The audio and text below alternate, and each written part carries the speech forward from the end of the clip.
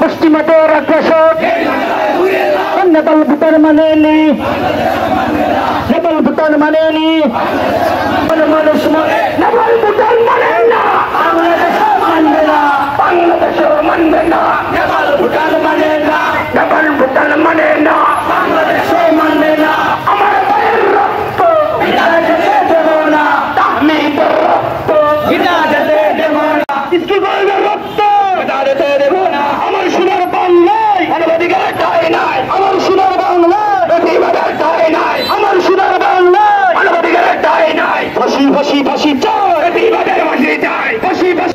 ছাত্র প্রতিরোধ দিবস উপলক্ষে যেটা রাষ্ট্রীয়ভাবে স্বীকৃতি দেওয়া হয়েছে, আজকে নরসিংদী জেলা শাখার হেফাজত কমিটির তরফ থেকে আজকের এই মিছিল ও দোয়া মাহফিলের সম্মানিত সভাপতি, সম্মানিত মহাসচিব সহ হযরত উলামায়ে কেরাম এবং তৌহিদি জনতা, আমাদের দেশে একটা কথা বলে, কার উসিলায় সিন্নি খাইলা মোল্লা চিল্লানা, কার উসিলায় সিন্নি খাইলা মোল্লা চিল্লানা।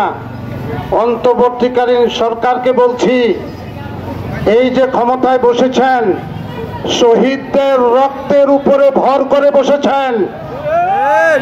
সেই শাপলার শহীদদের রক্ত, ব্রাহ্মণবাড়িয়ার শহীদদের রক্ত এবং 24 জুলাইয়ের শহীদদের রক্তের উপরে ভর করে আপনি ক্ষমতায় বসেছেন। সুতরাং শহীদদের রক্তের সাথে বেঈমানি করে ইতিপূর্বে কেউ থাকতে পারে না এবং ভবিষ্যতেও কেউ শহীদদের রক্তের সাথে বেঈমানি করে কেউ থাকতে পারবে না। সুতরাং আমার পূর্ববর্তী বক্তারা যে বলেছেন, মুফতি সাহেব বলেছেন, এই শহীদদেরকে মূল্যায়ন করতে হবে। 71-এর শহীদদেরকে যেভাবে মূল্যায়ন করা হয়েছে, শাপলার শহীদদেরকেও ঠিক ওইভাবে মূল্যায়ন করতে হবে। ব্রাহ্মণবাড়িয়ার শহীদদেরকেও ঠিক ওইভাবে মূল্যায়ন করতে হবে এবং 24 জুলাইয়ের শহীদদেরকেও ওইভাবে মূল্যায়ন করতে হবে। পঙ্গু যারা হয়েছে তাদেরকে ওইভাবে মূল্যায়ন করতে হবে। এটা আমাদের হেফাজতের তরফ থেকে দাবি। 2 নাম্বার হলো, আপনি আমাদেরকে ঘুমে রেখে ডক্টর ইউনূস সাহেব, ফ্যাসিস্ট হাসিনা যে বলেছিল আপনাকে পদ্মা সেতু থেকে টুস করে ফেলে দিবে, আপনি আমাদেরকে ঘুমে রেখে সেই জাতিসংঘের অফিস উদ্বোধনের অফিস চালু করার টুস করে অনুমোদন দিয়েছেন। আপনি জানেন না এই হেফাজতের কর্মীরা এবং তৌহিদ জনতা আপনার ক্ষমতাকেও টুস করে শেষ করে দিবে। শহীদের রক্ত যদি মূল্যায়ন না করা হয়, আবার যুদ্ধ হবে, আবার যুদ্ধ হবে, আবার যুদ্ধ হবে, আবার যুদ্ধ হবে, আবার যুদ্ধ হবে। নাসরুম মিনাল্লাহি ওয়া ফাতহুন করিব ওয়া মা আলাইনা ইল্লাল বালাগ। নারে তাকবীর, ডাইরেক্ট অ্যাকশন। মহাসচিব হযরত মাওলানা ইসমাইল নূরপুরী দামাত বারাকাতুহুল আলিয়া। নরসিংদী জেলা শাখার ব্যবস্থাপনা আয়োজিত আজকে এই বিক্ষোভ সমাবেশ মিছিলে সম্মানিত সভাপতি হযরত এবং সিনিয়র সভাপতি সহ নেতৃবৃন্দ ও ইসলামের জন্য প্রাণদানকারী সেই সৈনিক ভাইয়েরা, আল্লাহ পাকের লাখো কোটি শুকরিয়া জ্ঞাপন করছি যে আল্লাহ রাব্বুল ইজ্জত আমাদের সকলকে বাতিলের বিরুদ্ধে প্রতিবাদ করা সেই তৌফিক দান করেছেন। সকলে বলি আল্লাহুম্মা আমিন। জাতিসংঘের অফিস স্থাপন করেছেন, এটা অত্যন্ত। আগামী দিন আমরা যখন আমাদের ডাক দেওয়া হবে, আমরা ইনশাল্লাহ বুকের তাজা রক্ত দেওয়ার জন্য প্রস্তুত রয়েছি।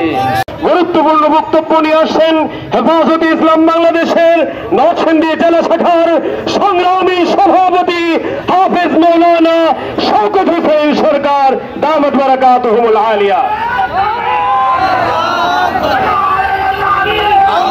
আসসালামু আলাইকুম ওয়া রাহমাতুল্লাহ। নাহমাদুহু ওয়া নুসাল্লি আলা রাসূলিল কারীম, আম্মা বাদ।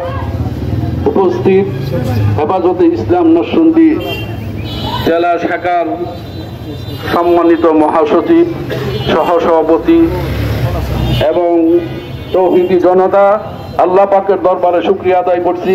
আল্লাহ পাক মাদ্রাসা আমাদেরকে মাদ্রাসা ছাত্র প্রতিরোধ দিবস আমরা কায়েম করতে পারছি, পালন করতে পারছি, এই জন্য শুকরিয়া আদায় করি আলহামদুলিল্লাহ। ভাইরা আমার, অনেক বক্তব্য হয়েছে। আমি বলতে চাই যে জাতিসংঘ মানবাধিকার কার্যালয় স্থাপন বাংলাদেশও কেন হবে? ইসরায়েলে গিয়ে স্থাপন করো, ভারতে গিয়ে করো, বাংলাদেশে করতে পারবেন না। আমরা বলতে চাই, হেফাজতে ইসলামের পক্ষ থেকে বলতে চাই, প্রধান উপদেষ্টাকে আপনি এই দেশে এদেরকে প্রতিষ্ঠিত করবেন না।